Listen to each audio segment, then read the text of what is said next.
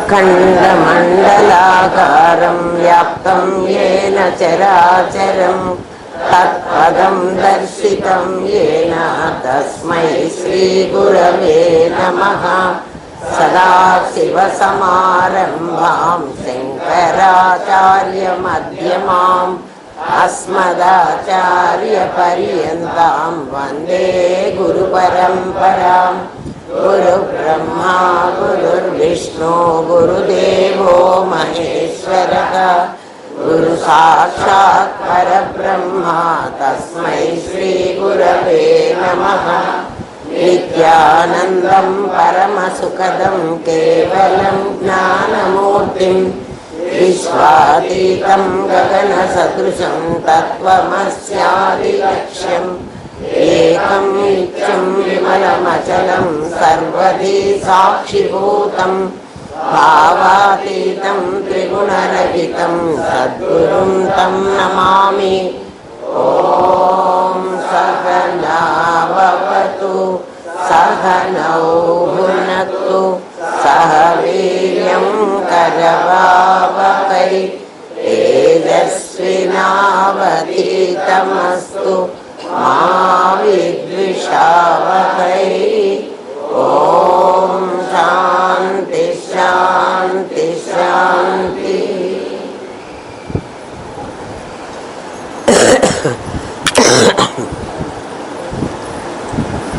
శిష్యుడు అడుగుతున్నాడు, గురుదేవా, ఆత్మని తమలపాకు తొడిమే లాగినట్లు లాగు అని చెప్తున్నారు. తమలపాకును మడిచి ఆ తొడిమని లాగుతారు కదా, అట్లాగే దర్భను కూడా మడిచి దానిలో ఒక ఈనెలాగా ముళ్ళులాగా ఉంటుంది పెద్దది, అది లాగుతారు. ముంజీక ఇషిక అంటారు దాన్ని. కఠోపనిషత్తు అయితే తమలపాకు తొడిమె లాగినట్టు లాగమంది. ఆత్మ లాగమంటే మరి శరీరంలో ఉంటేనే కదా లాగాలి. నేను నాకన్నా దూరంగా వైకుంఠంలోనో కైలాసంలోనో ఉంటే నేనేం లాగుతాను? అక్కడికి పోయే దారి కూడా తెలిసావురు. కాబట్టి ఆత్మని లాగమని చెప్పారు కదా, లాగాలంటే శరీరంలో ఉండాలి కదా.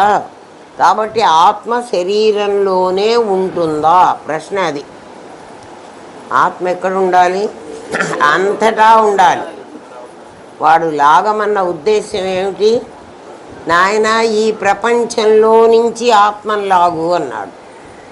ప్రపంచంలో నుంచి లాగడం ఏమిటండి అని మళ్ళీ ప్రశ్న వేస్తే, నాకు ప్రపంచమే కనపడుతున్నది, నాకు ఆకే కనపడుతున్నది. ఆ ఈయన లేకపోతే ఈ ఆకు ఉండడానికి వీల్లేదు. కాబట్టి ఆ ఈయన ఎక్కడో ఈ ఆకు లోపల ఉండి ఉంటుంది. కాబట్టి ఈ ప్రపంచం అనేటువంటి ఆకులో నుంచి ఈయనను లాగమన్నాడు. వాడేమనుకుంటున్నాడు, నా శరీరమే తమలపాకు, దీన్ని మడిచి లోపల ఎక్కడో ఇంకొక ఈయన ఉంది, దాన్ని ఇంకా నయం వెన్నెముకని బయటికి బీగుతానలే, అదే ఈయనలాగా కనపడుతోంది కదా. అదే కదా నిలబెడుతోంది ఇవన్నీ.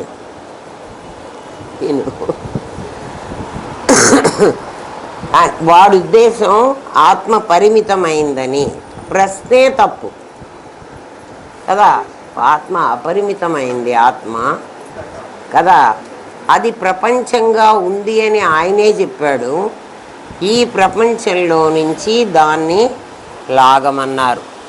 ఆ ఆత్మని తమలపాకులోని తొడిమెలాగా లాగండి అని చెప్పారు. అది ఎలా లాగాలో మనం ఆలోచిద్దాం. చేతనైతే శరీరంలోంచి అన్నా లాగుదాం, లేకపోతే పరమాత్మలోంచి లాగుదాం కదా. ఇంద్రియాలతో ఏమిటి శబ్దం? వర్షం శబ్దమా?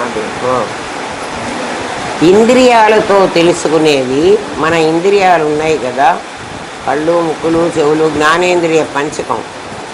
ఇవి ఏం చెప్తున్నాయంటే శబ్ద స్పర్శ రూపరస గంధాలు ప్రత్యక్ష ప్రమాణాలు. ప్రత్యక్ష ప్రమాణం అంటే మనకందరికీ కళ్ళు, ముక్కులు, చెవులు అన్నీ ఉన్నాయి. ఇవి ఎదుట ఉన్న వస్తువుని కరెక్ట్గా కనుక్కోగలవు. అది కాదు అని చెప్తే ఎవరు నమ్మడు. ఎందుకంటే నా కంటికి కనబడుతుంటే కాదని చెప్తే ఎవరు నమ్ముతారు? అందుకని ఇది ప్రత్యక్ష ప్రమాణం, పరోక్షం కాదు. నమ్మకం మీద ఆధారపడి మనం బతకక్కర్లే. ఇది ఎర్రగా ఉంది, ఇది నీలంగా ఉంది అంటే నా కళ్ళకు నీలమే కనిపించాలి, నీకు కూడా నీలమే కనిపించాలి. ఒకడికి ఒక రకం, ఇంకోటికి ఇంకో రంగు కనిపించకూడదు. దాన్ని ప్రత్యక్ష ప్రమాణం అంటాం. మా దగ్గర ప్రమాణాలు ఉన్నాయి. ఏమేమిటవి? ఇంద్రియాలు. ఇంద్రియాలు. ఈ ఇంద్రియాలు, అందరి ఇంద్రియాలు కూడా సమానంగా అదే చూపిస్తాయి. సేమ్. మనకున్న అవయవాలు కూడా సేమ్. కానీ అన్నీ సేమ్ అయినా కూడా ఒకళ్ళలాగా ఒకళ్ళు ఉండం కదా. ఒకళ్ళలాగా ఇంకొకళ్ళు ఉండరు. ఎవరి పోలిక వాళ్ళకే. అసలు ఎవరి పోలిక వాళ్ళకి కాదు. భగవంతుడి సృష్టి ఎంత గొప్పదో మనకి తెలియదు. మన వేళ్ళు, మన ఆధార్ కార్డులో మన 10 వేళ్ళు ఇట్లా ఫింగర్ ప్రింట్స్ వేసుకుంటారు కదా. మొత్తం ప్రపంచంలో ఇటువంటి ఫింగర్ ప్రింట్ ఇంకెవ్వడికి ఉండదు. మరి ఏం చిత్రమో చూడండి. పోలిక లేకపోతే దాని దుంప దిగారు కదా. ఈ ఫింగర్ ప్రింటు 10 వేళ్ళది కూడా, ఒక్క వేలుది కూడా మ్యాచ్ కాదు. ఇప్పుడు నిన్న నీట్ ఎగ్జామ్లో వాళ్ళంతా రౌడీలందరూ ఎగబడ్డారు అన్నారు కదా. దాంట్లో ఆ ఫింగర్ ప్రింట్ను బట్టి ఎవడు ఆ బ్యారికేడ్లను లాగారో వాళ్ళ మీద వాళ్ళ వేళ్ళు పడతాయి కదా. ఆ ఫింగర్ ప్రింట్లను బట్టి ఆధార్ కార్డులో ఫింగర్ ప్రింట్తో మ్యాచ్ చేసి వాళ్ళు ఎవరో కనుక్కుంటున్నారు. టెక్నాలజీ ఏం పెరిగిందో చూడండి. అంటే భగవంతుడు, ఇప్పుడు మనమైతే అసలు నేను కాదని ఖచ్చితంగా తేలిగ్గా అనేస్తాం. ఎందుకంటే అబద్ధం ఆటం బాగా తెలుసు మనకి. మన్ని మనం ప్రొటెక్ట్ చేసుకోవడానికి చేసేవన్నీ అబద్ధాలే. ఎవడి గుండె మీద వాడు చెయ్యేసుకుని ఆలోచిస్తే నేను ఎందుకు ఇలా మాట్లాడాను అంటే ఇది జీవత్వం అని నీకే సమాధానం వస్తుంది. ఏమ్మా? మనస్సు అనుమాన ప్రమాణం, ప్రత్యక్ష ప్రమాణం కాదు. మనస్సు అనుమాన ప్రమాణం. ఎందుకంటే ఇది అయితే కావచ్చు, కాకపోతే కాకపోవచ్చు. నేను అనుకున్నాను అంటాను చూడండి. నేను అనుకున్నాను, ఏమో అది కాదేమో అనుకోవడం. ఇది అనుకోవడం కాదు. ప్రత్యక్ష ప్రమాణానికి అనుమాన ప్రమాణానికి తేడా ఏమిటంటే, ప్రత్యక్ష ప్రమాణాన్ని నువ్వు కాదంటానికి వీల్లేదు. అనుమాన ప్రమాణాన్ని మే నాట్ అంటాం కదా, మేబీ అంటాం కదా. దాన్ని అయితే అవ్వచ్చు, కాకపోతే అట్లాంటిది మనస్సుకు సంబంధించే దాన్ని అనుమాన ప్రమాణం అంటాం. అందుచే ఆత్మను గుర్తించాలంటే ప్రత్యక్ష ప్రమాణం వీలు కాదు. ఎందుకని? ఆత్మ ప్రత్యక్ష ప్రమాణానికి దొరికితే ఆత్మ దృశ్యమైపోతుంది. ద్రష్టగా ఉండడానికి ఆత్మకు వీలు లేదు. ఆత్మ లక్షణాలు ఏమిటి? మొట్టమొదటి లక్షణం, ఆత్మ అంటే ఏమిటంటే నేనున్నానని నాకు తెలుసు, ఎదుట వస్తువు ఉన్నది అని నాకు తెలుసు. ఆ రెండూ తెలుసుకోగలిగిందే ఆత్మ. ఎప్పుడైతే నా కళ్ళకి కనిపించిందో అప్పుడు నా కళ్ళు ప్రత్యక్ష నా కళ్ళు ద్రష్ట అయిపోతాయి. అప్పుడు ఆత్మ ఏం కావాలి? దృశ్యం కావాలి. దృగస్తి దృశ్యం నాస్తి అంది శాస్త్రం. నా కళ్ళకు కనుక అది కనిపించిందంటే అది లేకుండా పోవాలి. అంటే ఇప్పుడు నా కళ్ళు నిజంగానే ఉన్నదాన్నే కనుక్కుంటున్నాయా? కనుక్కోవడంలే. కళ్ళు దేన్ని కనుక్కుంటున్నాయి? ప్రత్యక్ష ప్రమాణం అంటున్నాం. లేని దాన్ని ఉన్నదని చెప్తున్నాయి. అప్పుడు నా కళ్ళు నాకు నిజం చెప్తున్నాయా? చెప్పటంలే కదా. పోనీ మనస్సు అయినా నిజం చెప్తుందా అంటే, మనస్సు ఎట్లాడిది అంటే మనం అవునంటే అది అవును అంటుంది, మనం కాదంటే అవును కాదేమో. మరి కాదేమో అన్నప్పుడు ఎందుకే నాకు చెప్పావు అని అడిగితే, ఏమో నేను అట్లా అనుకున్నా, అది కాకపోతే కాకపోని మనమే అంటాం కదా అనుకున్నానని. నువ్వు అనుకున్నది నిజం కాదు, నీ కళ్ళతో చూసిందేదో అది ప్రత్యక్ష ప్రమాణం కదా. అసలు కనీసం విన్నది కూడా ప్రత్యక్ష ప్రమాణం కాదంటున్నారు. చెవులు వింటే కూడా నువ్వే విని ఉండొచ్చు, కానీ ఒకళ్ళ నోటి నుంచి నువ్వు విన్నది అది అబద్ధం, అది నిజమని వింటున్నావు. అది ఇంకొకళ్ళ నోటి నుంచి ఇంకో రకంగా వస్తే ఇది నిజమో అది నిజమో తెలియదు. కళ్ళట్లా అబద్ధం చెప్పు. ప్రత్యక్ష ప్రమాణంలోనే మళ్ళీ ఎన్ని రకాలో చూడండి. ఏమ్మా, ఆత్మను గుర్తించాలంటే నీ దగ్గర ఉన్న ప్రత్యక్ష ప్రమాణమైన ఇంద్రియాలు పనికిరావు, నీ మనస్సు పనికిరాదు. అందుకని మనస్సు ద్వారా కానీ వాక్కు ద్వారా కానీ ఆత్మని గుర్తించడానికి వీల్లేదు. దానికి మరి మీరు చెప్తున్నారా అండి, నిజంగానే అట్లా ఆత్మ గుర్తించడానికి వీల్లేదని శాస్త్రం కూడా చెప్పిందా? యతో వాచో నివర్తంతే అప్రాప్య మనసా సహా. అప్రాప్య, ప్రాప్య అంటే పొందుతుంది, అప్రాప్య పొందలేదు ఎవరు? మనస్సు. యతో వాచు అవాక్కు, అవాంగ్ మానస గోచరం అంటుంది. అవాక్ వాక్కు చేత కానీ మనస్సు చేత కానీ పొందడానికి వీల్లేదు. ఆ మాటనే ప్రత్యక్ష ప్రమాణం, అనుమాన ప్రమాణం. ఆత్మను తెలుసుకోలేవు. మరి ఎలా తెలుసుకోవాలి? తెలుసుకో అంటే ఎట్లా తెలుసుకోవాలి అంటే, ఆత్మను గుర్తించాలంటే ఆగమ ప్రమాణం కావాలి. ఆగమము నిగమము అని మనకు రెండు ఉన్నాయి. ఒకటి ఆగమము, ఒకటి నిగమము. శృతి స్మృతి అన్నారు. శృతి స్మృతి. కొంతమంది శృతి పేరు పెట్టుకుంటారు. శృతి అంటే వేదం. వేదం చెప్పింది ఉన్నట్టుగా ఫాలో అయితే నీకు ఆత్మ తెలుస్తుంది. స్మృతి ఒక గురువు దగ్గర ఆయన జ్ఞాపకంలో నుంచి నువ్వు తీసుకోవాలి. ఆయన జ్ఞాపకంలో నుంచి ఎందుకు తీసుకోవాలండి అంటే, ఆయన తెలుసుకున్నప్పుడు అది జ్ఞాపకంలో దాక్కుంది. ఒక గురువు తెలుసుకున్నాడు కదా, ఆ తెలుసుకున్న విషయం ఎక్కడుంది ఇప్పుడు? ఆయన జ్ఞాపకంలో దాక్కుంది. అట్లా దాన్ని స్మృతి అనాలి. స్మృతిలో ఉన్న దాన్ని తెచ్చుకో, లేదా శృతిలో ఉన్న దాన్ని తెచ్చుకో. శృతి స్మృతి పురాణానామాలయం కరుణాలయం. శంకర భగవత్పాదుని చేస్తూ ఆయన ఎలా తయారైనా అంటే అది శృతి నుంచి స్మృతి నుంచి కూడా ఆయన తెలుసుకున్నాడు. ఇదేమిటండి శృతి స్మృతి ఎందుకంటే, స్మృతి అనేది గురువు చెప్తున్న మాట, శృతి అనేది ఆయన రెఫరెన్స్ ఇవ్వాలి. గురువు తన ఇష్టం వచ్చిన మాట ఏదైనా చెప్తే దాన్ని తీసుకోకూడదు. శృతి నుంచి తీసుకోవాలి, స్మృతి నుంచి తీసుకోవాలి. అట్లా స్మృతి నుంచి తీసుకున్న దాన్ని ఆగమమని, శృతి నుంచి తీసుకున్న దాన్ని నిగమము అని. ఈ రెండు ఉంటే తప్ప నీవు నేర్చుకునేటువంటి విద్య సరిగ్గా సార్థకం కాదు.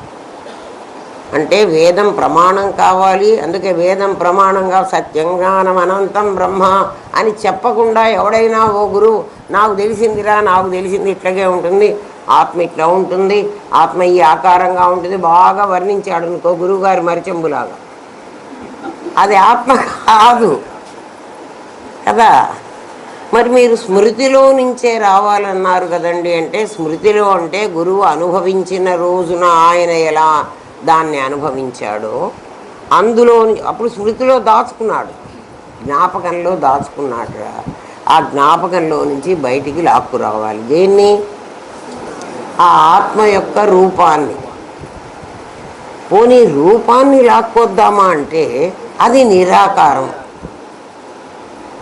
కదా.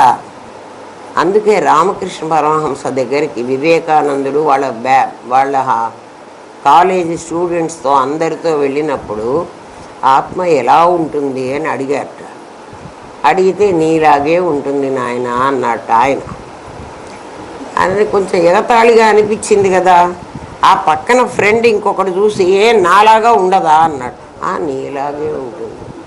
వీడిలాగా ఉండదా? వీడిలాగే ఉంటుంది. ఒరే పిచ్చోడ్రా, ఏ వస్తువైనా ఎలా ఉంటుంది అంటే దానికి ఒక ప్రమాణం ఉంది, ఇట్లా ఉంటుంది అని. ఇట్లాగా ఉంటుంది, వీళ్ళలాగా ఉంటుంది, వాళ్ళలాగా ఉంటుంది, వాళ్ళలాగా కూడా ఉంటుంది అని చెప్తుంటే ఆయన పిచ్చివాడి కింద జమకట్టారు. నిజంగా ఆత్మ వాడి వీళ్ళలాగా వాళ్ళలాగా ఉంటుందా ఉండదా? ఉంటుంది. ఎందుకని? కుండలో నీళ్లు పోస్తే కుండ తీసేస్తే, కుండ పగల కొడితే ఆ లోపలిది ఏమిటంటే అది నీళ్ళే. ఈ కుండ పగల కొడితే ఈ కుండలో కూడా సేమ్ నీళ్ళే ఉన్నాయి. అయితే ఆ నీళ్లు పొడుగ్గా ఉన్నాయి, ఈ నీళ్లు పొట్టిగా ఉన్నాయి.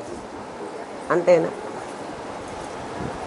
అందుకని ఏమా దాన్ని నిర్ధారించుకోవాలంటే, ఆత్మ ఇలా ఉంటుంది అని నిర్ధారణ చేసుకోవాలంటే నిగమము కావాలి, ఆగమం కూడా కావాలి.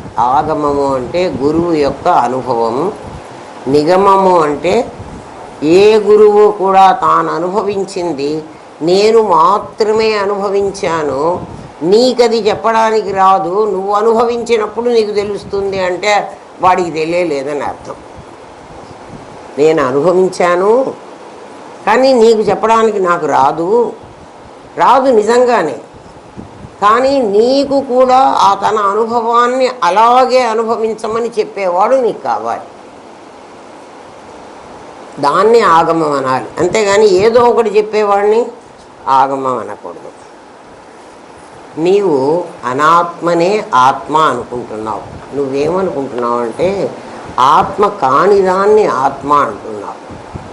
ఎందుకంటున్నావు అంటే నువ్వు నేను అనాల్సింది ఒక్క నిజమైన నేనునే నేను అనాలి.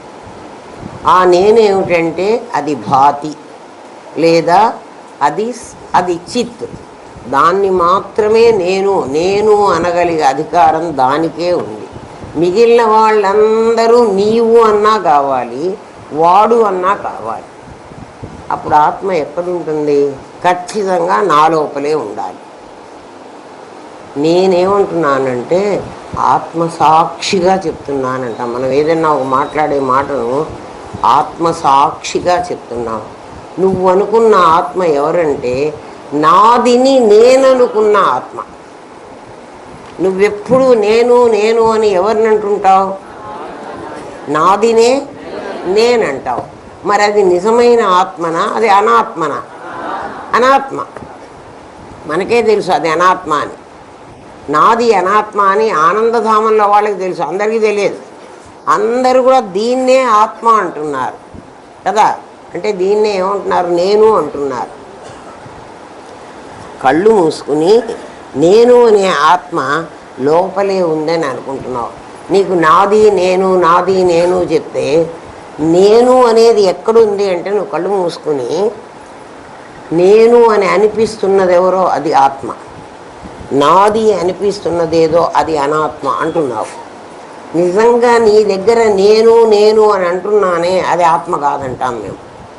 ఇదేమిటండి మీరు ఇప్పుడే కదా చెప్పారు నా లోపల ఆత్మ ఉంది అని చెప్పారు కదా, మళ్ళీ కళ్ళు మూసుకుని నేను ఇది నాది. ఎందుకంటే చిన్నపిల్ల కూడా నాది చెప్తోంది కదా.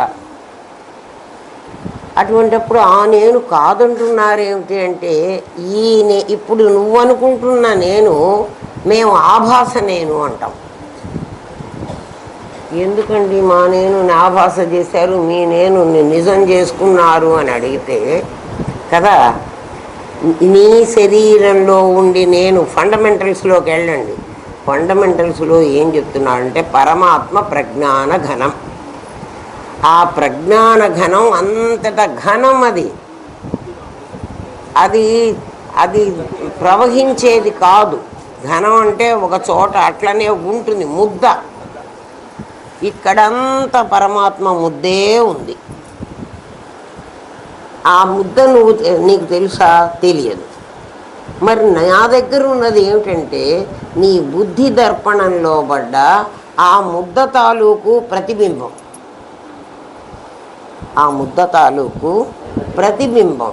మరి అది ఎలా ఉంటుంది అంటే ముద్దలాగే ఉంటుంది. నా బొమ్మ ఎలా ఉంటుంది అద్దంలో? నాలాగే ఉంటుంది. కానీ ఆ బొమ్మ నిజమా, నేను నిజమా? ఇప్పుడు ఆత్మ అన్న పేరు ఆ మొదటి దానికి చెప్దామా, ఈ రెండో దానికి చెబుదామా? ఈ రెండోది అద్దం తీసేస్తే పోతుంది రెండోది కదా. అందుకని నీ దగ్గరున్న దాన్ని ముందు నీ దగ్గరున్నదే ఆత్మ అని చెబుతాం. అహం బ్రహ్మాస్మి అని దీనికే చెబుతాం. కానీ నిజంగా ఇది కాదు. మరి మాకెందుకంటే అట్లా ముందే అబద్ధాలు చెప్పారంటే ముందు నిజం చెప్తే నీకు అసలే తెలియదు. ముందు నిజం చెప్పామంటే నీకు అసలు తెలియదు. ఎందుకు అసలు తెలియదు అంటే నువ్వు వెతుక్కుంటావు బయట. నీ లోపల ఉంది అంటేనే నీ లోపల వెతుక్కోవడానికి ప్రయత్నిస్తావు. లేదు అది బయట ఉంది అంటే బయటకు పోయినావంటే ఇంకా ఇదంతా వ్యాపించాలి. బయటికి పొమ్మంటాం. ఎప్పుడు పొమ్మంటాం అంటే ఇది తెలిసిన తర్వాత ఇప్పుడు ఇది కాదురా నాయన అది ఆత్మ అని చూద్దాం. అర్థమైందా? మీకు ఇంకా అర్థమయ్యే ఇంకా చిన్న మాటలో చెప్తా. బెలూన్స్ ఉన్నాయి కదా, మనం బెలూన్ గాలి ఊపితే ఈ గాలే బెలూన్లోకి ఊపితే కదా, బెలూన్లోకి పంపిస్తే బెలూన్ ఏ ఆకారంగా ఉందో ఆ ఆకారం ఆ గాలి పొందుతుంది. అప్పుడు ఆ గాలి మనకు పులి, అదేదో నెమలి, ఆ కోడి అన్నీ చూపించాం కదా. ఇప్పుడు ఆ కోడిలో ఉన్న గాలి ఈ గాలే అయినప్పటికీ అది ఈ గాలి కోడి కాలే. ఉదాహరణకి ఇప్పుడు ఆ బయటి గాలే కదా లోపలికి వచ్చిన గాలి, ఆ గాలే కదా కోడి ఆకారంగా నాకు కనపడుతోంది అని మీరు అనొచ్చు. ఇక్కడ ఇది కూడా అది కాదు. నేను అంతవరకే మీరు అది తీసుకోమంటున్నా. మన దగ్గర ఉన్నటువంటిది ఆ పరమాత్మ చైతన్యం నీ లోపలికి వచ్చి అది మొత్తం కాలేదు. తత్సృష్ట్వా తదేవ అనుప్రావిశత్ అన్నటువంటి ఆ ఉపనిషద్ వాక్యాన్ని మనం ఎట్లా అర్థం చేసుకున్నామంటే దీన్ని సృష్టించి మా ఇల్లు నేను కట్టుకుని ఆ ఇంట్లో నేను గృహప్రవేశం చేశాను. అట్లా నా ఇల్లు నేను కట్టుకుని ఇందులో నేను వచ్చి చేరాను. వచ్చి చేరితే అది ఒరిజినల్ కావాలి. అట్లా కాదు. మీకు ఉదాహరణకు అంతవరకే తీసుకోండి, మొత్తం తీసుకోవాకండి. ఇక్కడ రాలేదు, వచ్చి చేరేవాడు కాదు పరమాత్మ. ఎందుకంటే ప్రజ్ఞాన ఘనం. ఏమ్మా మరి ఎట్లా వచ్చింది అంటే నా దగ్గర నేను అద్దం పెట్టుకుంటే ఆ అద్దంలో అన్నీ రిఫ్లెక్ట్ అవుతాయి. ఆ అద్దంలో రిఫ్లెక్ట్ అవుతోంది. దాని పేరు చిదాభాసుడు. చిత్తు యందు ఆభాస అయినవాడు వాడు ప్రతిబింబం. ఇప్పుడు నీ దగ్గర ఉన్న నేను అది. మరి మాకు మిస్లీడ్ చేసి మీరు ఎట్లా పంపిస్తున్నారా అంటే నీ లోపల నేనే పరమాత్మ అని మేము చెప్పాం కదా. నేను పరమాత్మ, ఇది నాది అని చెప్పింది అది అబద్ధం కాదు. గురువు అట్లా తప్పు మాటలు మాట్లాడు. ఏమ్మా మీరు ఎప్పుడైతే ఇది నేను కాదు, దీని లోపల ఒక నేనున్నాను అని మీరు అంతర్ముఖం అవడం నేర్చుకుంటారో అప్పుడు మీరు ఎక్కడికి వెళతారంటే ఈ చీకటి గదిలో సూర్యకాంతిని అద్దం ద్వారా పంపిస్తే ఆ అద్దం ద్వారా పంపించేప్పుడు సూర్యుడు వస్తాడు కదా, ఆ సూర్యుడి దగ్గరికి మీరు వెళ్ళగలిగితే ఆ సూర్యుడి నుంచి ఆ సూర్యుడు ఈజీగా కనపడతాడు. ముందే వాణ్ణి తెలుసుకో అంటే నీకు తెలియదు. అర్థమైందా? ఇప్పుడు గురువు మీకు అబద్ధం చెప్పాడా కదా, మీకు అర్థం కావటంలో తేడా ఉంటుంది. అందుకని ఈ చైతన్యం ఎక్కడిదంటే ఈ ఆభాస చైతన్యం నీ అద్దంలో పడ్డటువంటి బొమ్మ,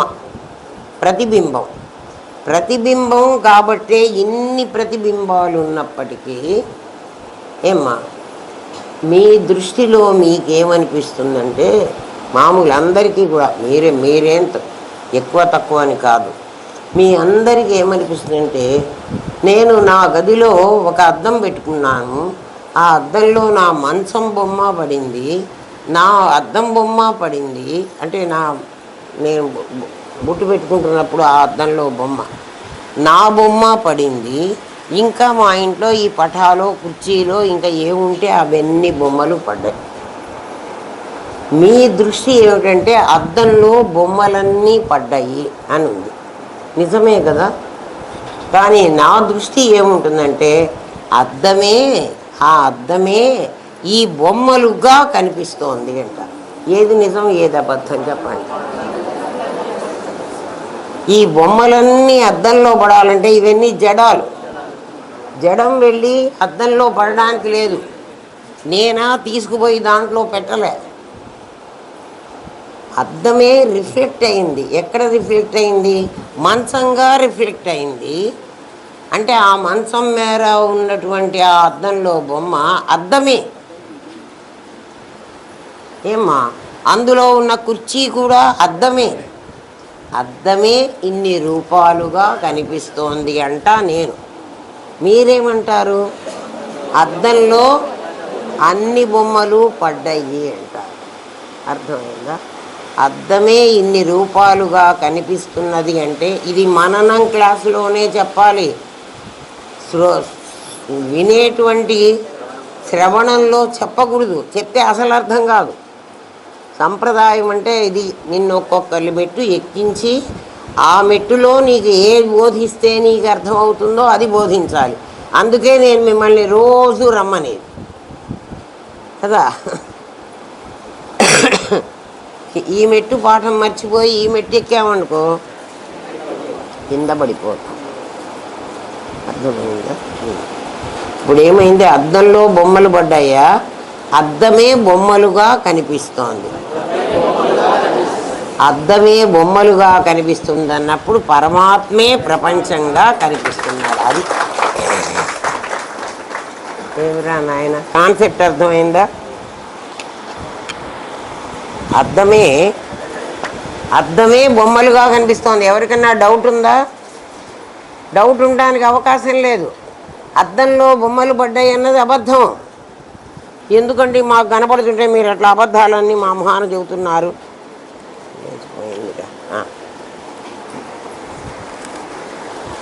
డీకోడ్ చేయటం అంటే అది.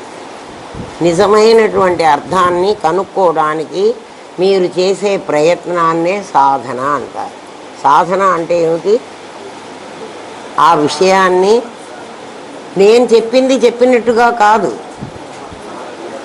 కదా. నేను చెప్పింది ఏముంది? మీకందరికి కూడా గదిలోకి వెళ్ళగానే అద్దంలో అన్నీ, ఆ గదిలో ఉన్న బొమ్మలు అన్నీ పడతాయి. ఎందుకు పడ్డాయి అంటే అద్దం అట్లా దాన్ని ఆకర్షిస్తుంది కదా. అద్దంలో ప్రతి బొమ్మ పడుతుంది కదా. నేను ఇది పడను ఇది పడతాను ఉంటుంది. ఇక్కడ అద్దం పెట్టండి, మైకు పడుతుంది, టేబుల్ పడుతుంది. అద్దంలో పడ్డా కాబట్టి నేను తక్కువ నువ్వు ఎక్కువ అని వీళ్ళిద్దరు కొట్టుకు తెస్తారా? నేను పెద్దదాన్ని, అందుకే అద్దంలో పెద్దగా పడ్డాను, నువ్వు చిన్నదాన్ని చిన్నగా పడ్డావు, నేనే గొప్ప నేనే తక్కువ అని కొట్టుకు తెస్తే అద్దమే అన్ని వస్తువులుగా ఎలా కనిపించిందో అద్దం ప్రజ్ఞాన ఘనం. అందుకని మీరు అది గుర్తుపెట్టుకోండి. అద్దం ఘనం, ఘనం కదలదు. అట్లా ప్రజ్ఞాన ఘనమైన పరమాత్మే ఎక్కడికక్కడ పాప ఎందుకైనాడో చెబుతా మళ్ళీ. వీళ్ళందరిలాగా కనపడుతున్నాడు. ఇవన్నీ మళ్ళీ అందులోకి అణిగిపోతే అంటే అద్దంలోకి ఈ బొమ్మలన్నీ కూడా మోహితుని అడిగితే చెప్పాడు, అద్దం లోపల లేను, అద్దం మీద లేను. మరి ఎక్కడున్నావురా? నేనుగా ఇక్కడున్నా. అప్పుడు ఆ అద్దంలో పడ్డవాడు, అద్దం మీద పడ్డవాడు ఇద్దరు అబద్ధమైపోయినారు. ఇప్పుడు మన బొమ్మలన్నీ అట్లా ఆభాస అవుతాయి. పసివాడికి తెలిసింది కదా. మరి మోహిత్ ఎవర్రా అంటే నేనే అన్నాడు. వీడు మోహిత్, వాడు మోహిత్ కాదు. ఎవడు? అద్దంలో అసలు లేడు, అద్దం మీద ఉన్నాడు. అంటే ఎందుకంటే వీడి బొమ్మ అద్దం మీద కదా పడింది, అద్దం లోపల అసలు లేడు కదా. ప్రపంచంలో మనం అసలు లేము, ప్రపంచంలో లేము. ప్రపంచం మీద ఉన్నట్టు కనబడుతున్నాం, అది కూడా అబద్ధం. మరి ఆ నిజంగా ఉన్న, ఇక్కడంటే మోహిత్ నుంచున్నాడు, వీడు నిజంగా ఉన్న మోహిత్. వాడు అద్దంలో ఉన్నవాడు అసలు లేనివాడు, అద్దం మీద ఉన్నవాడు కూడా ఆభాస అయినవాడు. అంతేనా? ఇప్పుడు మనం ఇవన్నీ ఆభాసలు. అద్దం లోపల లేం, మనం అద్దం మీద కనపడుతున్నాం కాబట్టి మీద ఉన్నామనాలి. ఆభాసలు మనం. మరి ఈ ఆభాసకు ఒరిజినల్ మోహిత్ ఇక్కడ ఒకడు ఉన్నాడు కదా. మరి వాడేవాడు? వాడేవాడు భరత్ కాడు. ఆ ఒరిజినల్ భరత్ని చూపించు నాకు. అది తెలియలేదా? మర్చిపోయినారు. అవ్యక్తమైన శక్తి ఇచ్ఛ అనేటువంటి సంకల్పం ఎప్పుడు చేసిందో అది వ్యక్తమైంది. అవ్యక్తమైన శక్తి ఏం చేసింది? ఇచ్ఛ అనే పేరుతో వ్యక్తమైంది. ఇచ్ఛ కాగానే జ్ఞానం వచ్చింది. ఎప్పుడైతే పరమాత్మలో నుంచి నేను భరత్ అనే రూపాన్ని పొందాలి అని వీడు అనుకున్నాడో, భరత్ కాదు ఈ రూపం, వీడి వాంట్స్ ఉన్నాయి వీడికేవో అని అనుకున్నాడో, వాడు అనుకోగానే జ్ఞానశక్తి వెంటనే వీడి బొమ్మను చూపించింది. మీకు చూపిస్తుందా చూపించదా?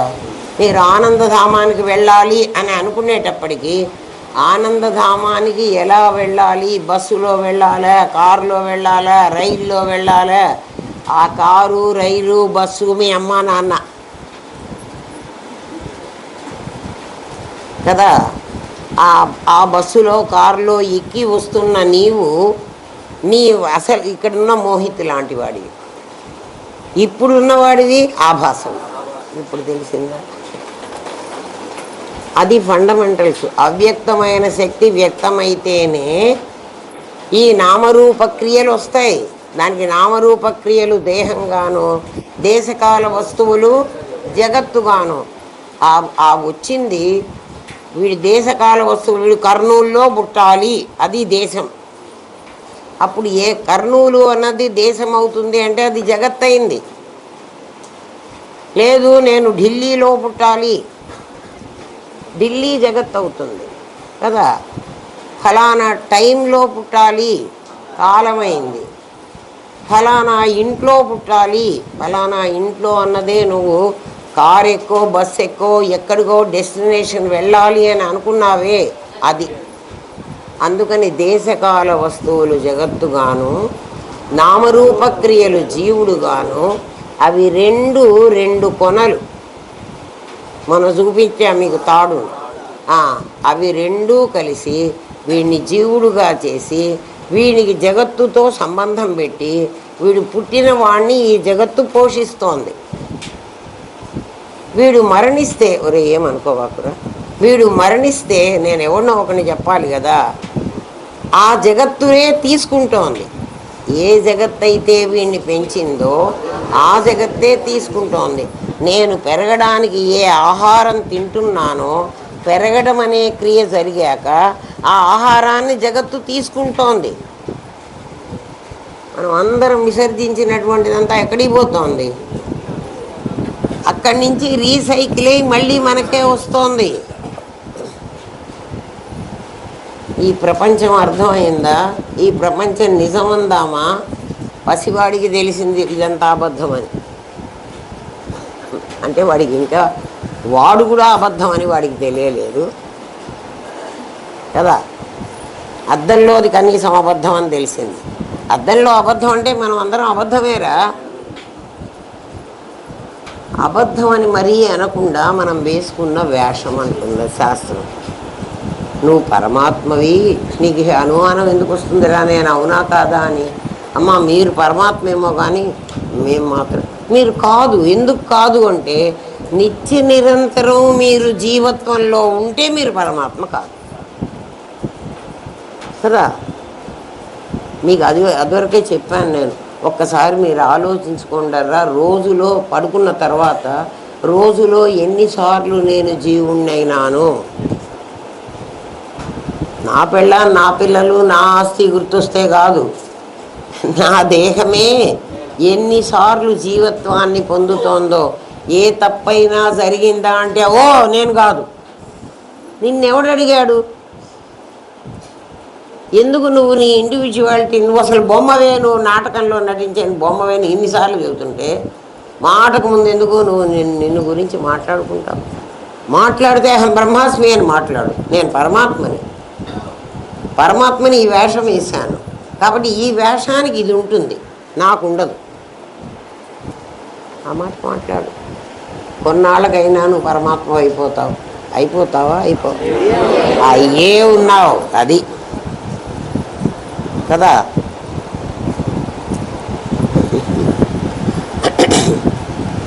నువ్వేమనుకుంటున్నావంటే శరీర ఇవ అంటే ఈ శరీరం మాత్రమే పరమాత్మ.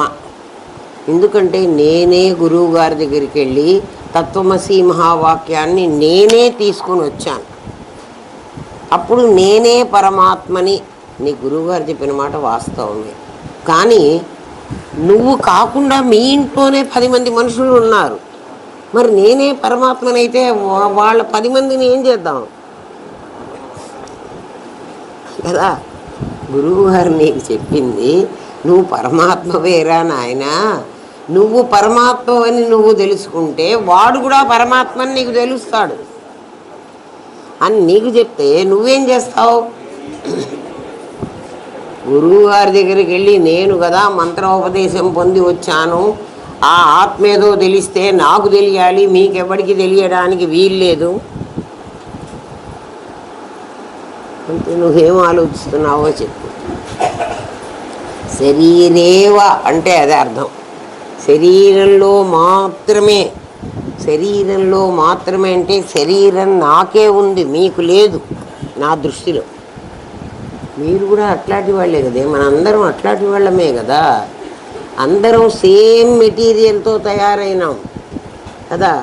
అందుకనే ఎవరికన్నా ఒకటికి కిడ్నీ ఫెయిల్ అయితే నాయన ఎవడైనా డొనేట్ చేస్తే వాడికి ఇస్తానరా అంటున్నాడు. ఒకడికి రక్తం లేకపోతే కదా, ఎవడి రక్తమైనా మీ కులంతో సంబంధం లే, మీ అన్నదమ్ములో ఇవ్వక్కర్లే, ఎవడి రక్తమైనా సరిపోతుంది. అంటే ఏమిటి, మన అందరిలో తయారైంది ఒకటే మెటీరియల్. అందుకనే అది ఏదన్నా పోతే దానికి పనికి వస్తుంది. చూడండి, ఒక టైంలో తయారైనటువంటి కార్లు ఇప్పుడు తయారు చేయటం లేదనుకోండి, అందులో ఏ పార్ట్ అయినా పోయిందనుకోండి కదా, ఆ టైంలో తయారైన కారు పార్టే దానికి పడుతుంది. అంటే ఏమిటి, అవి రెండు ఒకే రకంగా ఇప్పుడు మనకందరికీ అంతే కదా, అన్నీ డొనేట్ చేస్తున్నారు. ఏదైనా చేయొచ్చు, కన్ను కూడా చేయొచ్చు, కార్నియా చేయొచ్చు, మనిషి. అంటే మనందరిలో ఉన్నది ఒకటే. అది ఆడవాళ్ళకి మగవాళ్ళకి ఏం తేడా కూడా లేదు. ఎవడి కిడ్నీ ఎవరికైనా పనికొస్తోంది. మనకి పనికిరాంది ఏంటిరా, నేను నువ్వు అన్న భావం పనికిరాలే. మనందరం ఒకటేనని శాస్త్రం చెప్తోంది. మనమేమో నీ కులం వేరు నా కులం వేరు కదా, కొట్టుకు చూస్తున్నాం. ఏమిట్రా మనకు వేరు అంటే మన స్టేటస్లు వేరు. స్టేటస్ ఏమిటి చెప్పండి? నాదిని నేననుకుంటే, అది మర్చిపోవాకండి, నాదిని నేననుకుంటే అంటే నకిలీ నేను ఎప్పుడైతే నేను క్లెయిమ్ చేశానో అప్పుడు అవన్నీ నాకు నాది అవ్వాలి. నేను ఆత్మని అని క్లెయిమ్ చేస్తే ఇదే నాది అవుతుంది. అర్థమవుతుందా? నేను ఎప్పుడైతే దీన్ని నేను అన్నానో ఇప్పుడు నాది ఎవరి మీద పెట్టాలి? నేను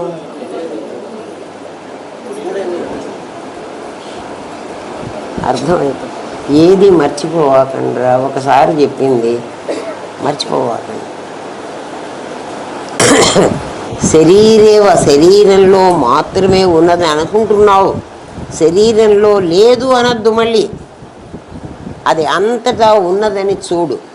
ఆత్మను గురించి అంతటా ఉన్నదని నేను ఎట్లా చూడాలి అంటే అందుకే చెప్పాను, అంతటా ఉన్నది ప్రజ్ఞాన ఘనం. అద్దం చెప్పింది అందుకోసం. అద్దంలో అన్ని బొమ్మలు పడతాయి. అద్దము అన్నిటినీ రిఫ్లెక్ట్ చేయగలదు. అద్దమే బొమ్మలుగా కనబడుతోంది. అందుకే పరమాత్మే ప్రపంచంగా కనబడుతున్నాడు. ఎవ్వరికి సందేహం లేదు కదా. అదే ఆ స్టేట్మెంటే గుర్తుపెట్టుకోండి. ఆత్మను గురించి శృతి భగవతి మీకు లలితా సహస్రనామం చెప్తూ శ్రీమద్ బ్రహ్మాండ పురాణే అనమని చెప్పాను.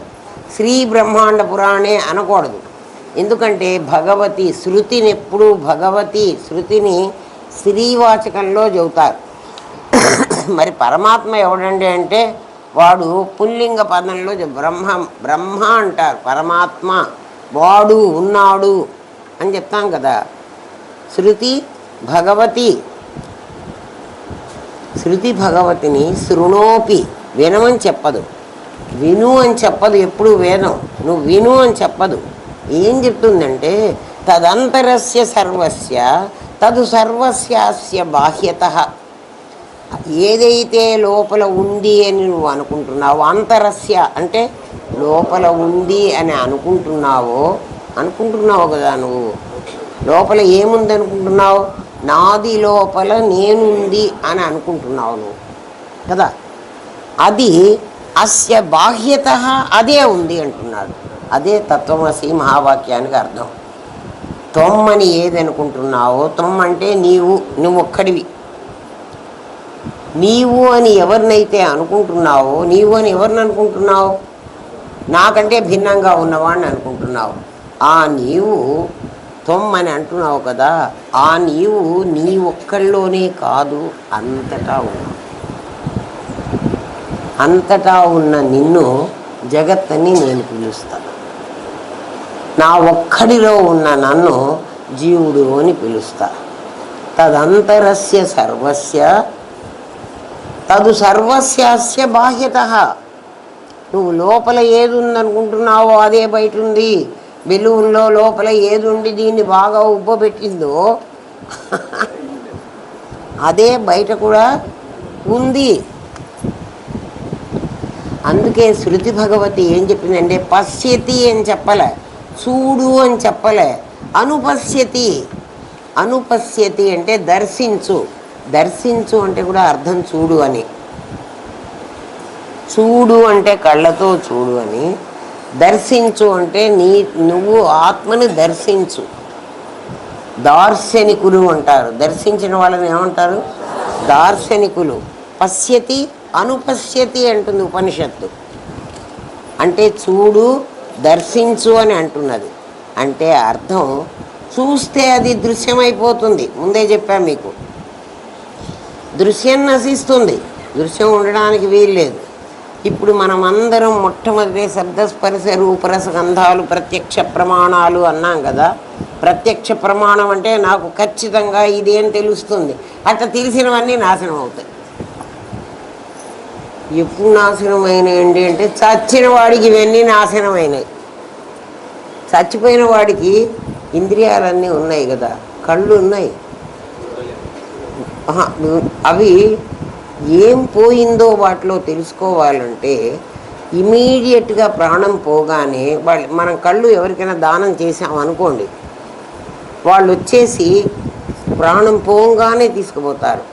మన శరీర అవయవాలు ఏమన్నా ఇచ్చేయాలంటే అవి ఇస్తే ఇంకొకటి పని చేస్తున్నాయి. అంటే పని చేయగలిగిన శక్తిని అవి కోల్పోలేదు. కాసేపు గడిస్తే కోల్పోతాయి కదా, కొంచెంసేపు గడిస్తే కోల్పోతాయి. అంటే ఏవైతే నువ్వు చూశాను అని ఇందాక అంటున్నావో, మొట్టమొదటే చెప్పా కదా ప్రత్యక్ష ప్రమాణం అని. ఆ ప్రత్యక్ష ప్రమాణమైనవి దృశ్యమైనవి. అందుకని మనం మరణించంగానే ఆ దృశ్యం చూడగలిగేవన్నీ పోగొట్టుకున్నాయి వాటి శక్తిని. కాబట్టి ఆ లోపల ఉన్న శక్తి నీది. నాది అంటే నా నేనుది. మనకి చలామణి అవ్వడం నాది అని దీంది అని చలామణి అవుతుంది కదా. ఇది చూశానంటోంది, ఇది చూడటల్లా నిజంగా చూస్తున్నది. ఎందుకంటే మరణించిన శరీరంలో ఇది ఉంది. అయినా మరణించిన శరీరం వాళ్ళే ఏడుస్తూ ఉంటారు. ఎందుకురా ఏడుస్తారు, నేను ఇక్కడే ఉన్నాను అని వాడు మాట మాట్లాడితే వాళ్ళు ఏడవరు కదా.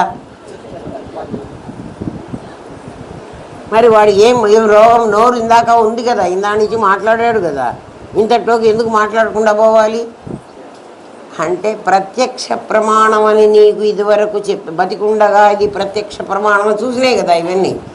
ఇది ఇప్పుడు ఏమంటోందంటే అది దృశ్యమైపోయింది, అది నశించింది అంటోంది. ఇదివరకు నేను చెప్పినవన్నీ నాకు ఏమైపోయినాయి? దృశ్యాలు. ప్రత్యక్ష ప్రమాణం ప్రత్యక్షం కాదు కదా. అంటే ఇప్పుడు మనం చూస్తున్నా ఇది నిజం కాదు. పైగా ఇంద్రియాలన్నీ భగవంతుడు ఎక్కడ పెట్టాడంటే అన్నీ బయటికి పెట్టాడు. చూడండి, ఒక్క ఇంద్రియం అన్నా లోపలికి పెట్టేటుందే, అన్నీ బయటికి పెట్టాడు. మన ఇంద్రియాలన్నీ బయటకు ఉన్నాయి. నోరు బయటకు ఉంది, ముక్కు బయటకు ఉంది. అంటే బయటి వాటిని లోపలికి తీసుకుంటుంది, కానీ లోపలిది బయటికి పంపించదు. అది ఎవరికన్నా లోపలిది బయటికి పంపిస్తుందా? ఒకవేళ లోపలికి బయటికి పంపించిందంటే మలం మూత్రం బయటికి పంపిస్తోంది. మనం తిన్న అన్నం వాంతికి అయితే బయటికి పంపిస్తుంది. అన్నీ లోపలికి చేరుస్తోంది. చేర్చే ఊరుకుంటోందా? అదే కర్మ. ఆ కర్మనే మనం పోగు చేసుకుంటున్నాం. ఇంద్రియాలతో చేసే కర్మ, కర్మేంద్రియాలతో కర్మ చేస్తున్నాం, అది లోపల దాచేసుకుంటున్నాం. ఆ కర్మే మరణించేటప్పుడు దీన్ని వెంట పెట్టుకునే మన జీవుడు వెళ్ళిపోతున్నాడు. కర్మానుగో గచ్చతి జీవ ఏకః. కర్మ ఎక్కడుంది? మన దగ్గరే ఉంది. మనమే మనం చేసిన తప్పుల చిట్టా అంతా దగ్గర పెట్టుకుని పరమాత్మ దగ్గరికి వెళ్ళి, వాడు ఒరే నాయన ఫలానా ఫలానవి చేసావురా, నీకు ఈ శిక్ష వేస్తున్నానురా అంటే మనం ఏమంటాం? అదే నేను అస్సలు ఏం చేయలేదు, వాడు అన్యాయంగా చెప్తున్నాడు. ఒరే వాడిని ఆ రోజు కొట్టావు కుదరా, నేను కొట్టలేదండి, వాడు కొడితేనే నేను కొట్టాను. ఈ వాదనంతా వింటాడు పరమాత్మ. పాపం యమధర్మరాజు, ఎందుకురా వీడి గోల అని, నాయన ఒకసారి సీసీ కెమెరా ఆన్ చేస్తాడు, నువ్వే చూసుకుంటూ కూర్చో